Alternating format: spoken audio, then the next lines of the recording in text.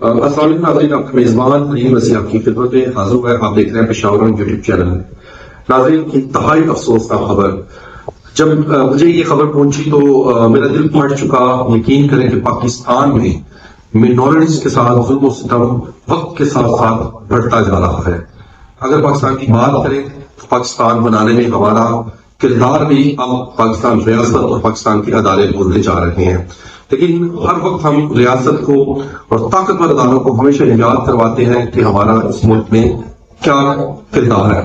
پشاور سے نازل خبر شامل کرتے ہیں کہ افسوسناک خبر یہ ہے کہ ندیم امین، جس کا تعلق ہندو کمیونٹی سے تھا اور ایک ایسے انسان تھے، وہ ریسپیکٹ فل اور عزت دار انسان ہے، نہ کسی کے ساتھ اس کا کوئی لڑائی، نہ جھگڑا، نہ فراڈ کا سسٹم، بلکہ اپنی زندگی کو اپنے بچوں کے ساتھ بہتر طور پر گزار رہے تھے۔ لیکن آج صبح 11 بجے جب ہمیں فون آتا ہے کہ انہیں گولی مار کر انہیں شہید کر دیا گیا، ان کا قتل کر دیا گیا، اور وہ کیوں کیا گیا، کیا معاملات تھے، ان کے بھائی میرے ساتھ موجود ہیں، تمام صورتحال سے آپ کو آگاہ کرتے ہیں۔ جی السلام علیکم سر، کیسے ہیں آپ؟ سر بڑا ہی افسوسناک واقعہ ہے یہ، اور میرا دل پھٹ گیا۔ ہم جانتے تھے اپنے اس بزرگ کو، کسی کے ساتھ کوئی، اگر کسی چھوٹے نے کبھی بڑے نے بھی ان کے ساتھ بدتمیزی کر دی تو انہوں نے درگزر کیا۔ یہ واقعہ سارا آپ کے سامنے ہوا ہے، اور کیسے ہوا ہے یہ واقعہ؟ یہ میں تو معلومات ہوئی کہ آپ کے بھائی کا ہمیں جھگڑا ہو گیا، تو جب میں دوڑ گیا تو کچھ قدموں کی دوری سے میں نے دیکھا کہ اس کو مشتاق مدل گلزار شیر نے گولی ماری اور بھاگ گیا، اور جبکہ میں اپنے بھائی کو اٹھانے میں تھا، بندہ دباغ کر تھا۔ لیکن معاملات جو ہے گولی مارنے کی وجہ کیا ہوئی؟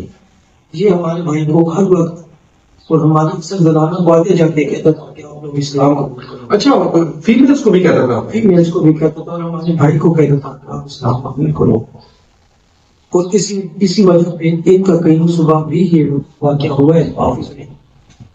تو جب کہ ہمیں تو اس چیز کی معلومات نہیں تھی، جب یہ واقعہ ہمیں محلے سے معلومات ایک بچے نے چھوڑ کے گئی تو یہ وہ میرے سامنے ہو گئی جناب کہ اس شخص نے کچھ چند قدموں کی دوری پہ تھا کہ اس نے میرے بھائی کو فائر مارا اور بھاگا۔ ابھی آپ کی حکومت پاکستان اور ریاست سے کیا اپیل ہے؟ یہ بھی بتا دیجیے میرے ساتھ بتائیں گے کیا ملزمان پکڑے گئے یا نہیں پکڑے گئے؟